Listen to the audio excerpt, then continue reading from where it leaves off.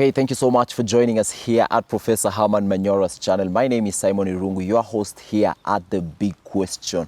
Professor, welcome on set. Thank you, Simon. Okay, today's question is going to be something that we have talked about, something that has been talked about by many people over the last few months as we approach the upcoming election. And the question for today is very simple. Who is the most suitable person to deputize Raila? And even before we go to that, according to Wafula Chebukati, the IEBC chairman said that the deadline to submit the deputy or the running mate from this candidate is 28th of this month. Okay? Yeah. And what are some of the things that these candidates should look into before choosing the most suitable running mate? Yeah, on that deadline, I'm not sure. I'm not a lawyer. There must be timelines. There must be legal. People have contested it. We will wait for them to pursue it. Is actually 28th, according to Wafula Chebukati. Yeah, but people have disputed it. So okay. I will only urge them to meet with Chebukati, the Raila team, the Ruto team. So they come up with an agreeable date. You think 28th it's so soon? Some people are saying there's nothing like that. It should be in June. Okay. So they need to resolve this amicable by sitting together. I just advise them to sit together, not just to talk and make noise and rush to court. There are many factors to consider. And the game seems to be changing every coming day. You saw that yesterday when the women caucus, as me, fronting a mother Karua and making a serious pitch for her. Okay. That is also changing the situation. The entry of Kalonzo a little earlier on brought different dynamics. So the thing is changing. But the bottom line is you select your running mate, whether you are Ruto or Raila, aware that that could make or unmake you. So the main consideration is what impact will it have on your campaign. Mm-hmm. So it's very critical. Mm-hmm. And there are many factors to consider. Most of them we have discussed here before. But some people talk of numbers. I've seen the Kalonzo people saying, nobody brings more numbers than Kalonzo. I say it's true. But numbers alone are not enough.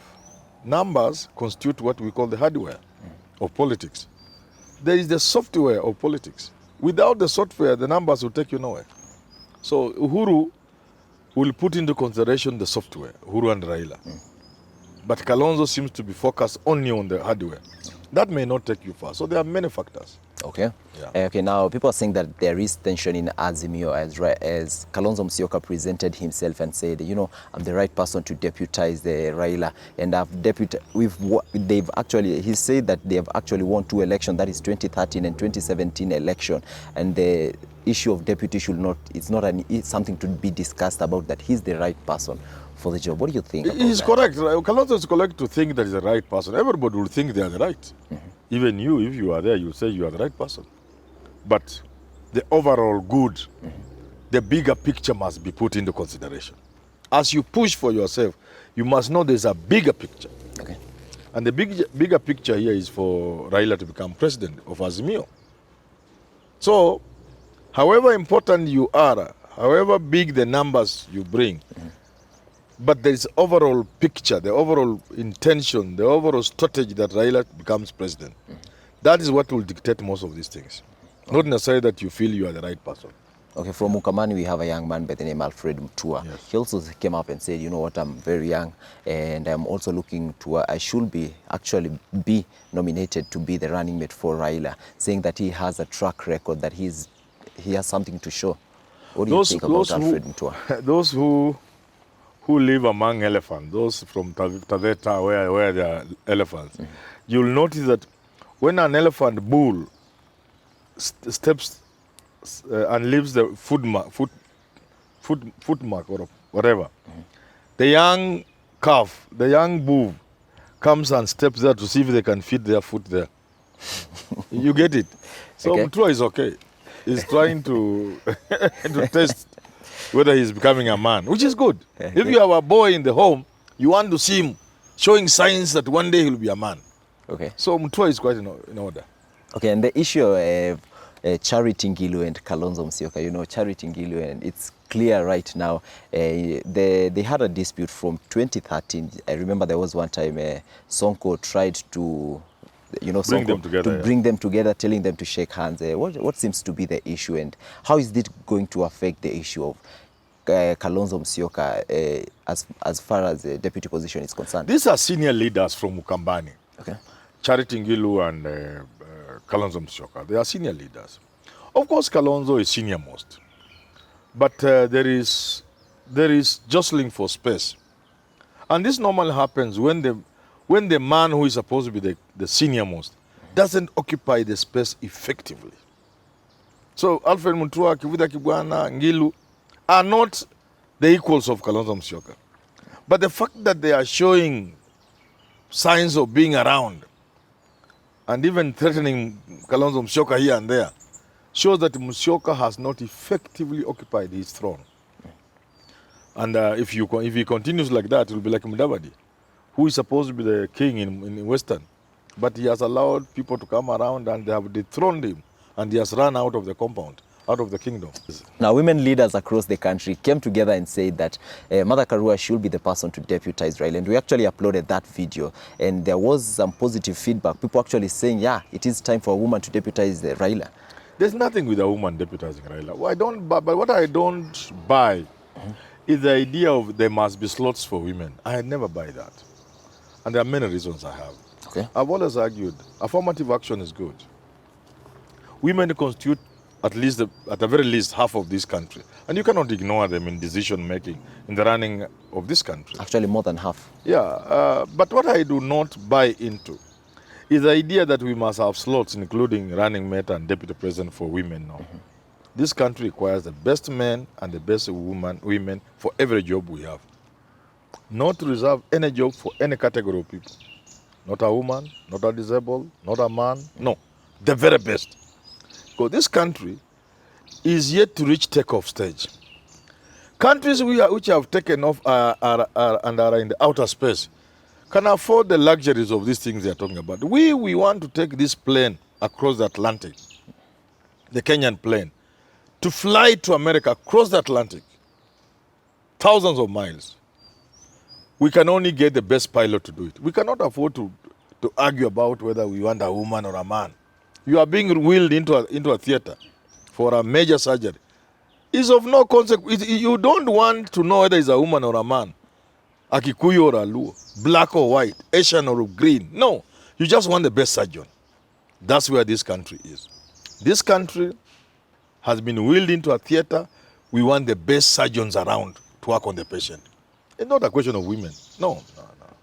Okay. That's luxury, we don't have it. Okay, now according to you, let's say she is given that position and she deputizes Raila in the upcoming election. How do you think things are going to be looking in Azimio's side? First of all, Mother Karua is more than qualified. Okay. Not just to be running mate, to be president of this country. I've said this repeatedly. If I were to choose between none of these guys and Mother Karua, I would choose Mother Karua. She's more than qualified. But there's what we call the realities of politics. They have not seemed to be favoring her. I'm not convinced now they favor her. But there's so much talk in the country about her that Raila might even be forced into thinking about her, not necessarily giving her. If she were given, she would do the job well. Of course, she's opinionated. She's a strong woman. Looking at what has been gone there between Raila and between Uhuru and Ruto, one may be worried a bit. Given their past, can they work together and so on and so forth. But in terms of whether she can be president or not, Mother Karua is more than qualified. Yeah. Okay. And the women in this country are only talking. And if I met these women in that caucus, I'll told them, shut up. Because they're only lying. When the time for voting comes, even if one of their own was, leave alone running mate, presidential candidate, they will still vote as Luos, as Kikuyus, as Kalenjin, as Luyas, as Pokomos and Romo and Turkana. They will not vote as women, so they should stop playing with us. Okay, now Lee Kinyanjui, the governor, Nakuru governor, came out and said the other day in company of Sabina Chege, saying that they are not blind followers and their interests should be taken to account. Okay, saying that the Mount Kenya region is expecting nothing less of the deputy position. That shows you how difficult it is for Raila. Raila is a man you cannot envy. Because this running mate thing must be giving him sleepless nights. But we have always known that this thing will go to Mount Kenya unless something else happens. So if he took it to Mount Kenya and gave Mother Karua, he would have solved two problems. The proverbial one stone for two birds. Central Kenya, which is Mount Kenya, and then a woman. And even a bonus, she's not just another woman. Mother Karua is not just another woman. This is a woman of substance. This is a woman who has been in the trenches. This is a woman who has a stand. She's a progressive person. So if she got that, will be okay. But then we'll have to deal with Kalonzo also. Okay, now as we come to the end of the conversation, maybe you mentioned something a little bit about Peter Kenneth. You know, he's been eyed for a very long time. People actually saying that he should be the person to deputize Raila. He's the blue-eyed boy. Peter Kenneth, I'm sure he's fronted by the billionaire class, the Mount Kenya Foundation and the like. And he has been so close to Raila. I fear for Raila, the day he will have to look at Peter Kenneth in the eye and tell him, my friend, it's not you. Unless they already know. You know, they could be playing a game they know. If Peter Kenneth is with Raila and Uhuru in the game, he may know whether it will be him or not. But assuming he doesn't know, and Raila has never revealed, the day he will look at him in the eye and tell him, no, I've decided to pick Manyora for my running mate. Okay, now the terrible for him. Okay, now the very last question. Let's say Raila picks either of them all and chooses one. Do you expect to see a fallout in Azimio? You know, people saying that they were not considered. Now it's time for them to take their own stand. The Kalonzo team is very upbeat that no Kalonzo, no Raila. But you know, let me tell you something. These things people just say now in April. By June they will have forgotten. They will have healed.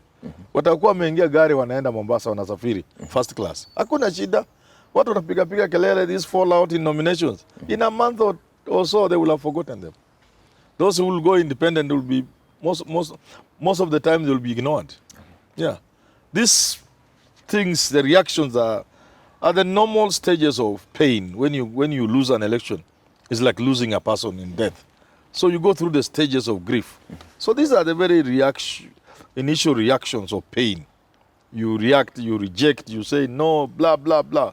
But with the fullness of time and with the benefit of time, you normally heal. So by June, all these people will have settled. Kalonzo will be happy supporting Raila despite not being the running mate. Well, that's where we wrap up the question on who should deputize Raila. You might be having a different opinion from what the professor has said. Well, let us know in the comments section. And until we do have this conversation again, my name is Simon Iru.